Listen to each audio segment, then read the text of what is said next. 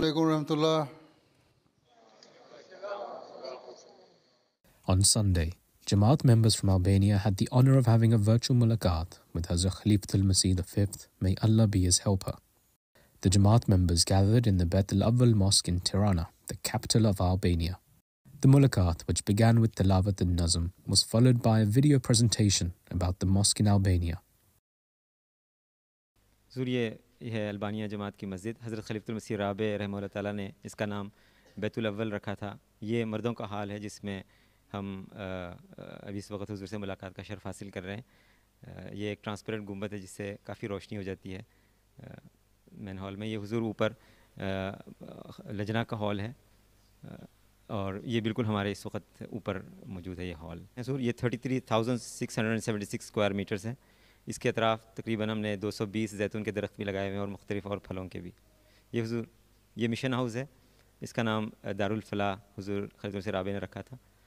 یہ ground floor میں یہ لیفٹ پہ لیکچر ہال ہے جہاں پر ہم ہمارے اجلاسات وغیرہ کرتے ہیں حضور. اور یہ حضور لائبریری ہے. یہاں پر بھی بیٹھ کے ہم ڈسکشنس اور کرتے ہیں.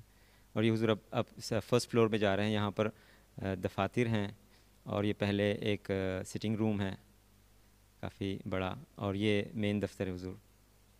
حضور ایک اور بھی چھوٹا سا کوارٹر ہے. یہ 2 کمرے اور ایک چھوٹا ہال اور کچن اور باتھ روم کے ساتھ. یہ شہر کے انٹرنس پہ حضور آگے اس طرف جو جا رہی سڑک وہ شہر کی طرف جا رہی ہے. یہاں سے 2 کلومیٹر سے آبادی شروع ہو جاتی ہے. 1.5 کلومیٹر میں شروع ہو جاتی ہے بلکہ. تو پبلک ٹرانسپورٹ یہاں آتی ہے, ایکسیس ہے لوگوں کی؟ جی ہے حضور پبلک ٹرانسپورٹ. جی اکثر احباب شہر میں ہوتے ہیں تو ان کے لیے پھر وہ یہاں پر یا پبلک ٹرانسپورٹ سے یا اپنے کاروں سے آنا پڑتا ہے. اچھا ماشاء اللہ. After the presentation, the attendees had the opportunity to ask questions on a range of issues. السلام علیکم ورحمۃ اللہ. حضور میرا نام سلی بیہ ہے. سب سے پہلے میں اللہ تعالیٰ کا بہت شکر گزار ہوں اور حضور اقدس کا بھی کہ حضور نے یہ ملاقات کا ہمیں شرف عطا کیا ہے. حضور میرا جو سوال ہے وہ البانیہ جماعت کی ویب سائٹ پر اور مختلف ملاقاتوں میں مسلمانوں کی طرف سے جو سوال ہمیں آتے ہیں ان میں سے اکثر کالے جادو کے بارے میں سوال کرتے ہیں. وہ یقین سے کہتے ہیں کہ ان پر کسی نے جادو کیا ہے اور اس کو ہم سے پھر دور کرنے کی بھی درخواست کرتے ہیں. ایسے لوگوں کو ہمیں کیا جواب دینا چاہیے؟ بات یہ ہے کہ یہ تو ساری وہمی چیزیں ہیں, دماغی سوچ ہے, وہم ہے, متاثر ہو جاتے ہیں لوگ. انسان کی نفسیات ہے, ایک بات اس کو بار بار کہو نا تو وہ سمجھتا ہے کہ سچی ہے. تو یہی حال ان مسلمانوں کا ہے. یہ کالا جادو ان مسلمانوں پہ ہوتا ہے, احمدیوں پہ کیوں نہیں ہوتا؟ ہمارے پہ تو نہیں آج تک ہوا ہے کالا جادو. لوگوں نے بڑی کوششیں بھی کی ہیں. اور اگر ان کا بھی ایمان پختہ ہے اور یہ یقین رکھتے ہیں کہ اللہ تعالیٰ سب طاقتوں کا مالک ہے تو پھر ان پہ بھی کوئی اثر نہیں ہوگا. تو ایسی حالت میں ایک تو وہموں کو دور کرنے کے لیے استغفار زیادہ کرنا چاہیے اور پھر لا حول ولا قوت الا باللہ العظیم پڑھنا چاہیے. اگر کوئی ایسی کسی نے شرارت سے کوئی ایسی حرکت کی ہے تو وہ اللہ تعالیٰ اس کے شر سے انسان کو بچا کے رکھے.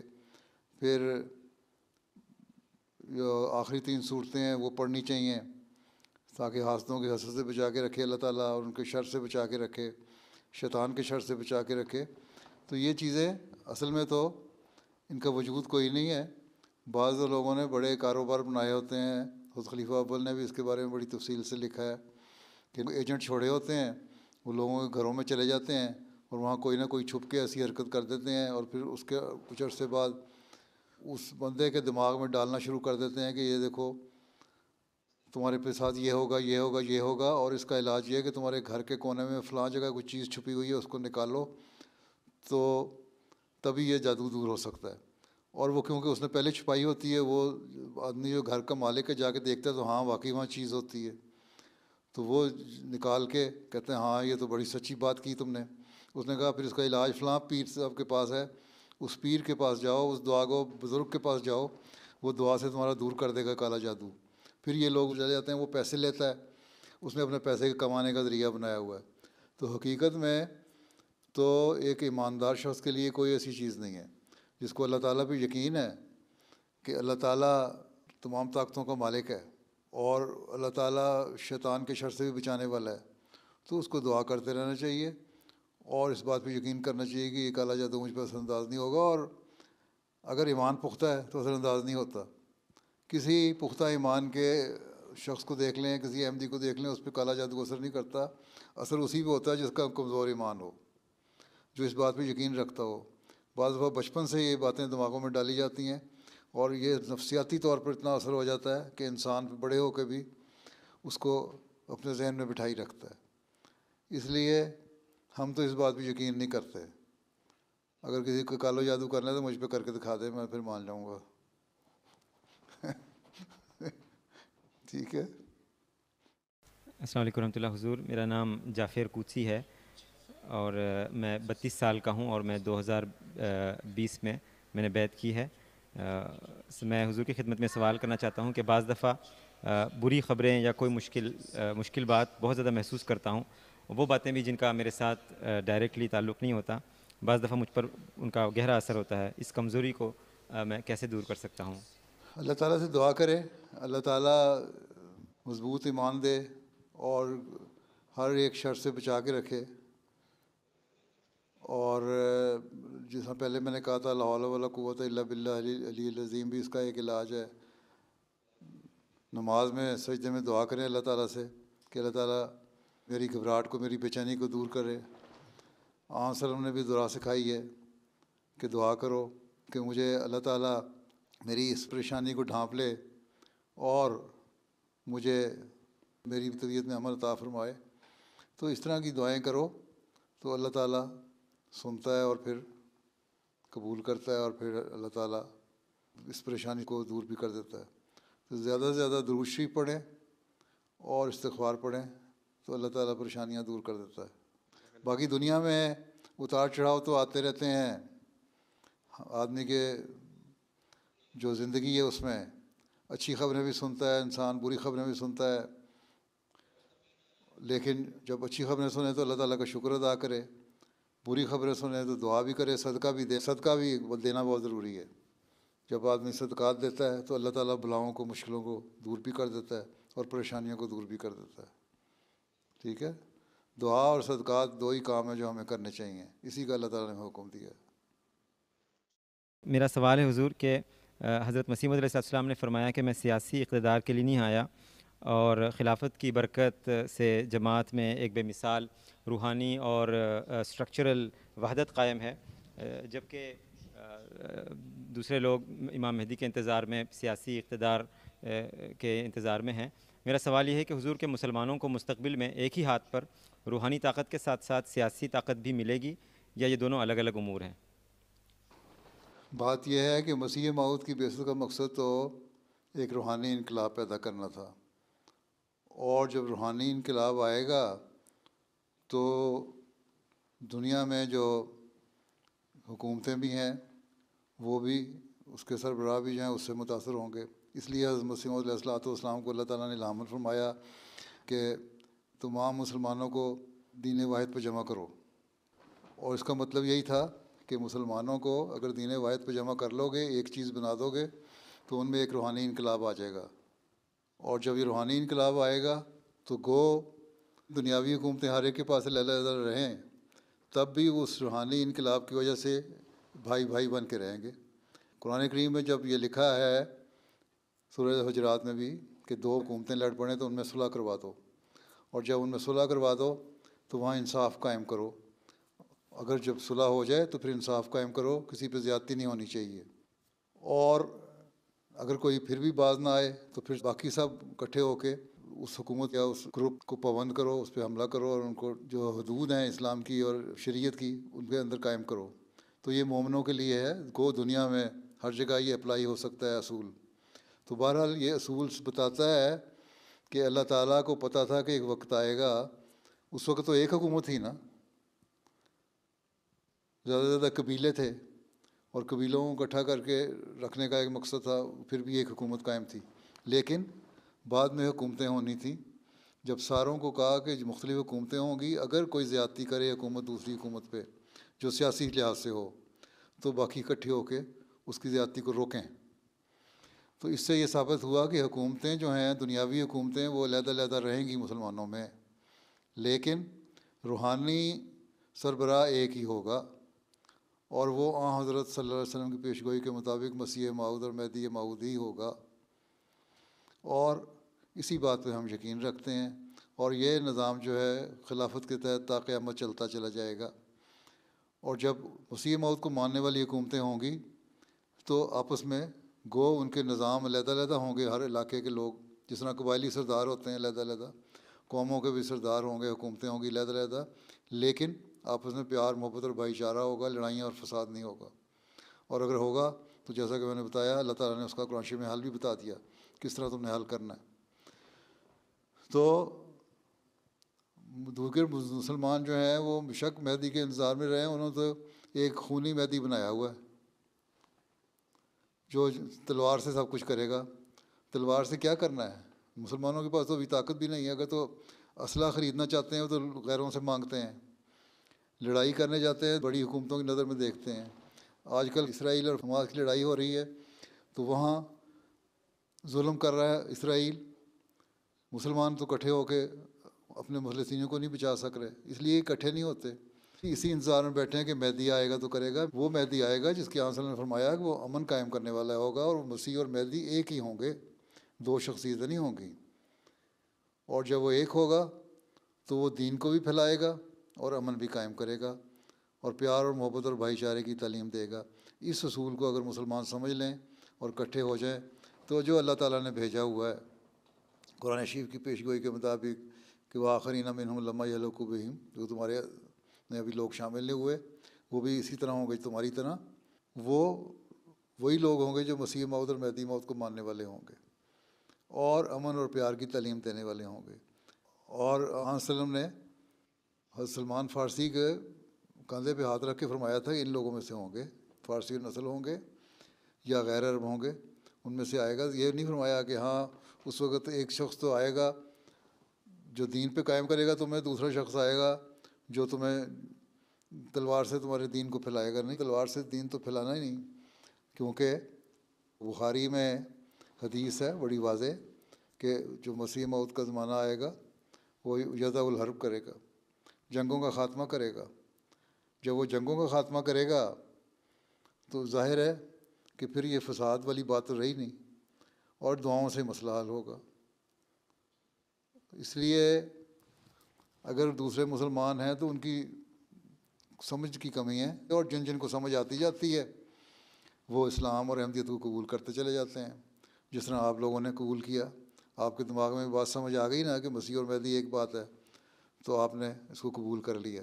اسی طرح اس پیغام کو آپ نے سمجھا اور قبول کیا تو اس کو دوسروں کو بھی سمجھائیں اور پھیلائیں، تاکہ جس طرح آپ کی یہ خواہش ہے کہ مسجد بھر جائے، اس طرح کی ایک مسجد نہیں بلکہ آپ کے ملک میں اس طرح کی کئی مسجدیں بن جائیں اور بڑھتی چلی جائیں۔ اور یہ وہ آپ کا کام ہے کہ اس کی تبلیغ کرنا اور اس کام کو پھیلانا اور اس پیغام کو پھیلانا اور حقیقی اسلام کو دنیا میں قائم کرنا اور اپنے ملک میں قائم کرنا۔ ٹھیک؟ جزاکم اللہ۔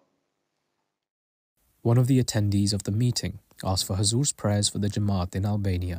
حضور میری درخواست یہ ہے کہ البانیہ جماعت کے لیے میں عاجزانہ درخواست کرتا ہوں حضور سے کہ دعا کریں کہ اللہ تعالیٰ ہمیں بہت سارے مخلصین اور انٹلیکچوئلس میں سے بھی اور ہر قسم کے لوگوں میں سے بہت سارے مخلصین عطا فرمائے تاکہ ہم جماعتی ترقیات یہاں پر دیکھ سکیں۔ ٹھیک ہے، ان کا بھی کام ہے اپنے بھائیوں کے ساتھ سب سے زیادہ ہمدردی تو ان کے دل میں پیدا ہو سکتی ہے نا دوسری قوموں کے بجائے، تو ان کو اپنے بھائیوں کے لیے دعا بھی زیادہ سے زیادہ کرنی چاہیے۔ ان کی قوم ان کے بھائی ہیں نا، اور ان کو تبلیغ بھی کرنی چاہیے، حکمت سے دانائی سے پیغام پہنچانا چاہیے، اور یہ پہنچاتے رہیں۔ انشاءاللہ تعالی ہمارا ایمان ہے کہ ایک وقت آئے گا کہ ان لوگوں کو مسیح موعود اور مہدی موعود کو ماننے کے علاوہ چارہ کوئی نہیں ہوگا۔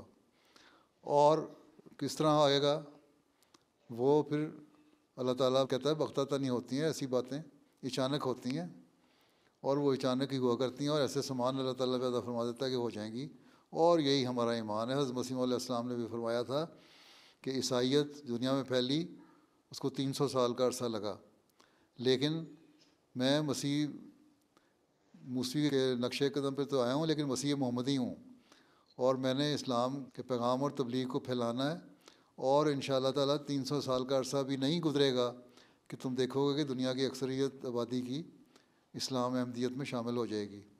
تو وہ اسی طرح ہوگی کہ ہم کوشش بھی کریں اور دعا بھی کریں اور اپنی نسلوں میں بھی یہ روح پیدا کرتے چلے جائیں کہ تم نے کوشش کرتے چلے جانا ہے. ایک نسل کے بعد دوسری نسل اگر یہ کام کرتی جائے تو انشاءاللہ یہ تبلیغ کا کام اور اسلام اور احمدیت کے پھیلاؤ کا کام اسی ہوتا چلا جائے گا.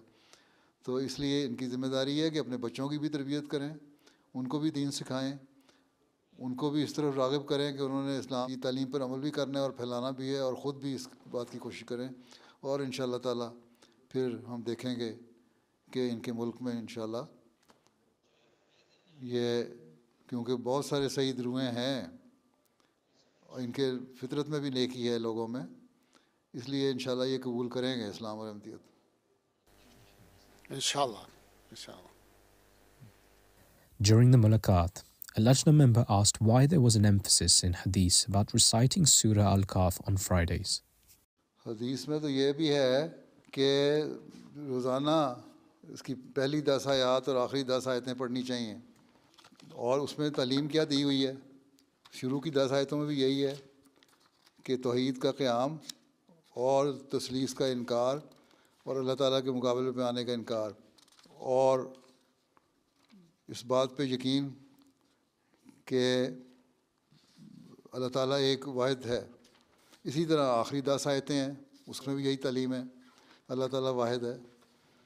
تو اس کا پڑھنے کا مقصد تو ایک یہ ہے, روزانہ پڑھنے کا, صبح شام پڑھو کہ تمہارے اندر خدا تعالیٰ کی وحدانیت کا جو ادراک ہے وہ پیدا ہو اور اس پر قائم ہو, اور اللہ تعالیٰ کے آگے جھکنے والے صرف ہو, تثلیث کا انکار کرنے والے ہو اور دنیاوی چیزوں سے دور ہونے والے ہو.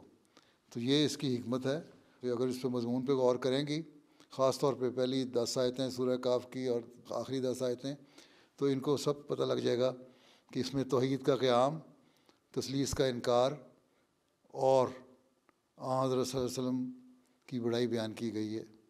اور باوجود اس کے کہ آپ بشر رسول ہیں, اللہ تعالیٰ نے فرمایا کہ بشر رسول ہونے کے باوجود ان کو بتا دو کہ میرے پہ اللہ تعالیٰ نے وحی کی ہے, اور میری وحی اتری ہوئی جو ہے وہ وہی ہے جو تمہاری روحانی بیماریوں کا بھی علاج ہے اور ہر قسم کے نظام کو صحیح چلانے کا بھی علاج ہے.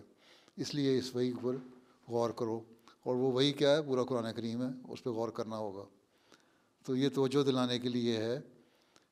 تو صرف جمعے کو نہ پڑھا کریں, جب موقع ملے عام دنوں میں بھی پڑھنی چاہیے یہ, تاکہ وحدانیت پہ بھی قائم رہیں, اللہ تعالیٰ پہ ایمان میں بھی بڑھیں, حضرت صلی اللہ علیہ وسلم پر ایمان میں بھی بڑھے, اور شرک سے بھی بچنے کی کوشش ہو, اور تثلیث کا بھی انکار ہو, اور اسلام کی تبلیغ کو بھی دنیا میں پھیلانے کا ذریعہ بنے, اور دعائیں بھی کریں اس کے لیے.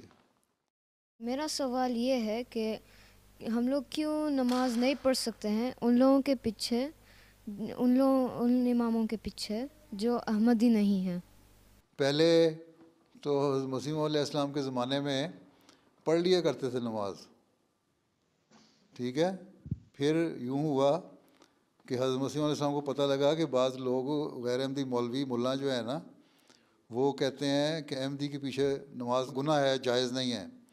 تو انہوں نے پہلے یہ بند کیا, اپنے لوگوں کو کہا کہ کسی احمدی کے پیچھے نماز نہیں پڑھنی.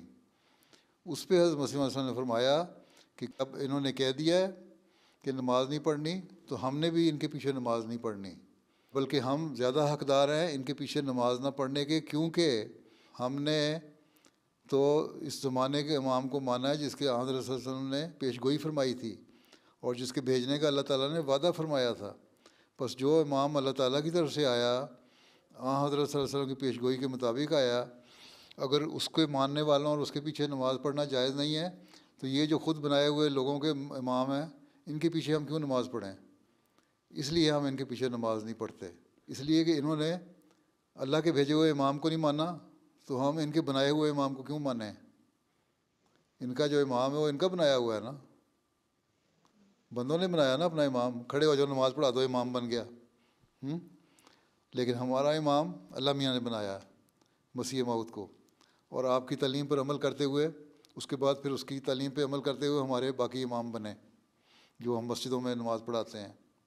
اس لیے ہم یہ کہتے ہیں کہ ہم احمدی امام بن کے غیر احمدیوں کو لیڈ کر سکتے ہیں، لیکن غیر احمدیوں کے پیچھے نہیں چل سکتے، کیونکہ ہم ایک قدم آگے ہیں ان سے۔ ہم نے ہر نبی کو مانا قرآن کریم کی تعلیم کے مطابق، اور اللہ تعالیٰ کے وعدے کے مطابق آنے والے مسیح موعود کو مانا اور اس کو امام بنایا۔ تو ہم نے تو امام مان لیا۔ امام مہدی کہتے ہیں امام مہدی نے آنا ہے۔ امام مہدی کون ہے؟ ہدایت دینے والا۔ تو جب ہدایت والے تو ہم ہوئے، تو پھر ان غیر ہدایت یافتہ لوگوں کے کو ہم پیچھے چلیں؟ ٹھیک ہے۔ During the meeting, an Ahmadi expressed his sincere love for Khilafat Ahmadiyya. Duke të patur përballë, pa u takuar fizikisht, unë dua të përqapoj. السلام علیکم حضور، میرا نام سنان برشانہ ہے۔ میں شاید یہاں پر سب سے زیادہ عمر رسیدہ ہوں، اور میں کئی دفعہ حضور سے ملاقات کر چکا ہوں، مجھے شرف ملا ہے حضور سے ملنے کا۔ اور حضور میں اگرچہ فزیکلی نہیں ہے، میں چاہتا ہوں حضور کو اپنے گلے لگا دوں۔ یہ تو ہوائی باتیں ہیں نا، اللہ تعالیٰ ان کی خواہش پوری کرے، ویسے بھی ہم ملیں اور فزیکلی بھی ایک دوسرے کے آمنے سامنے ایک دوسرے سے ملنے کا سامان اللہ تعالیٰ پیدا فرمائے، اور ہمارے نیک خواہشات اور دعائیں ہمیں ایک دوسرے کے لیے پوری کرے اللہ تعالیٰ۔ ٹھیک ہے، السلام علیکم رحمۃ اللہ، جزاک اللہ۔ Kam edhe dy fjalë. اور کچھ دو لفظ کہنا چاہتا ہوں حضور۔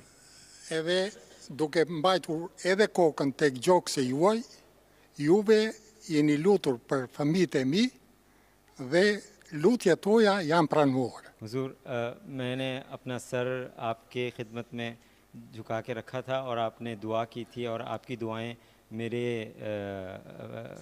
بھانجوں کے حق میں پوری ہوئی ہیں، اس کا میں بہت شکر گزار ہوں۔ اللہ تعالیٰ Dhe فضل فرمائے، آئندہ بھی فضل فرماتا چلا جائے۔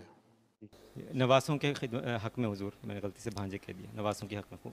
Dhe tjetër, do të bëj një kërkesë në emër të xhamatit Ahmedia të Albanijës. Ju lutem të mirëni pjesë në Shqipëri fizikisht. اور Të urdhroni, do të mirë presëm se si ky dielli që ndriçoi sot këtë xhami e gjithë trullin ton, do të ndriçohet me ardhjen tuaj. اور میری آخری درخواست حضور یہ کہ حضور سے نہایت عاجزانہ درخواست ہے کہ فزیکلی بھی یہاں تشریف لائیں، اور ہم حضور کا بہت دل سے استقبال کریں گے۔ جس طرح آج یہ سورج یہاں چمک رہا ہے اس مسجد پر، حضور کی آمد پر یہ روحانی روشنی سے چمک اٹھے گا۔ انشاءاللہ تعالیٰ انشاءاللہ کوشش کریں گے، اللہ تعالیٰ توفیق دے۔ تو یہ بھی دعا کریں، میں بھی دعا کرتا ہوں، اللہ تعالیٰ آسانیاں پیدا فرمائے، سامان پیدا فرمائے جو اس طرح فزیکلی آنے کے سامان ہو جائیں۔ Të përqafoj dhe një herë. ایک دفعہ پھر سے آپ کو میں گلے لگاتا ہوں۔ السلام علیکم، اللہ حافظ۔ حضور کیا ایسی اسپیسیفک اسٹریٹجی ہمیں اختیار کرنی چاہیے کہ یہاں پر اس بڑی مسجد میں زیادہ سے زیادہ لوگوں کو، خاص طور پر نوجوانوں کو ہم اکٹھا کر سکیں؟